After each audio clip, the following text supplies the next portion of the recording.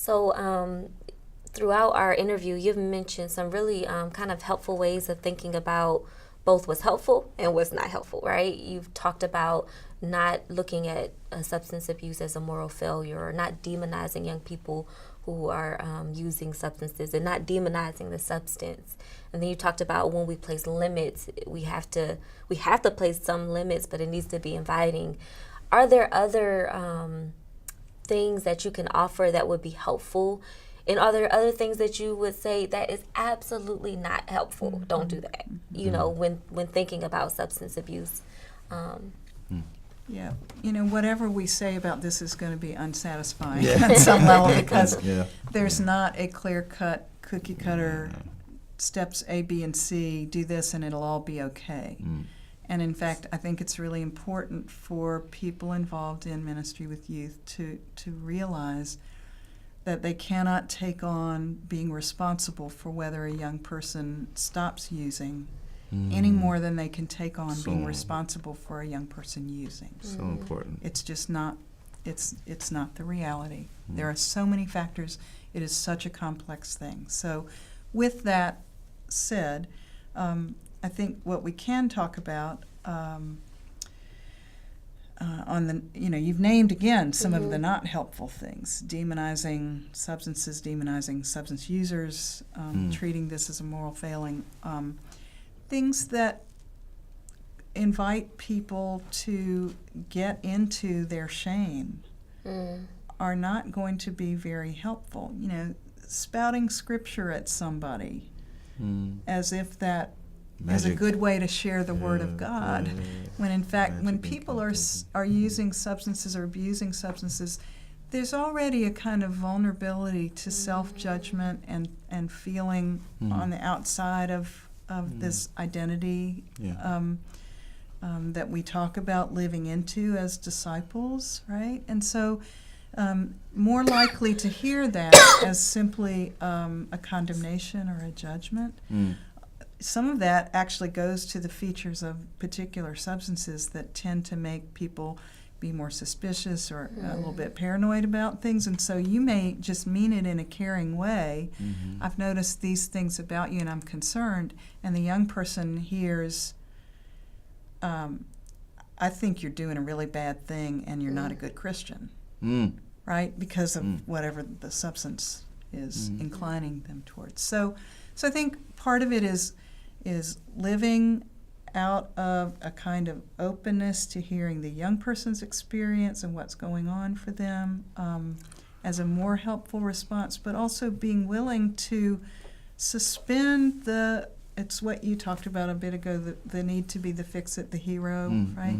And recognize that we're walking alongside, we're walking with, we're not we're not the superheroes here.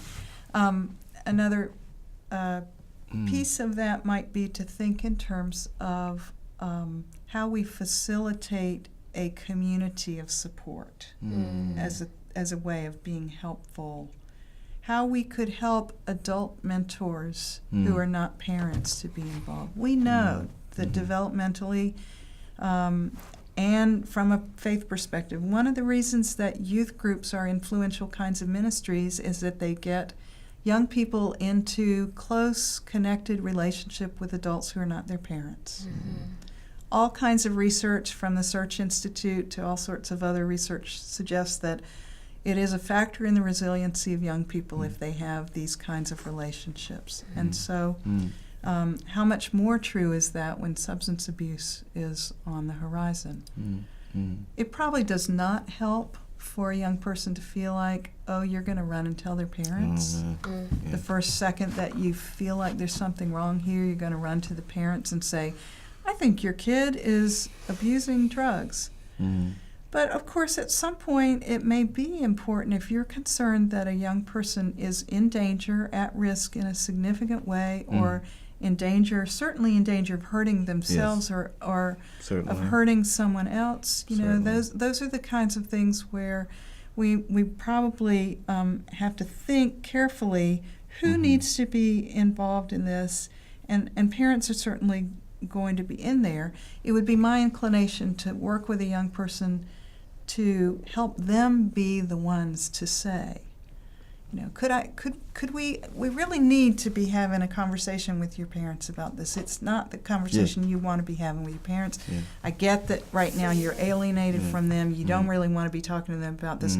But this is so important that I feel like we need to do this. And can I go with you? Can we ask them to come here? You know, to neutral territory, maybe something like that. You know, is there a way to facilitate the young person saying, I'm involved in these things. There's something going on here.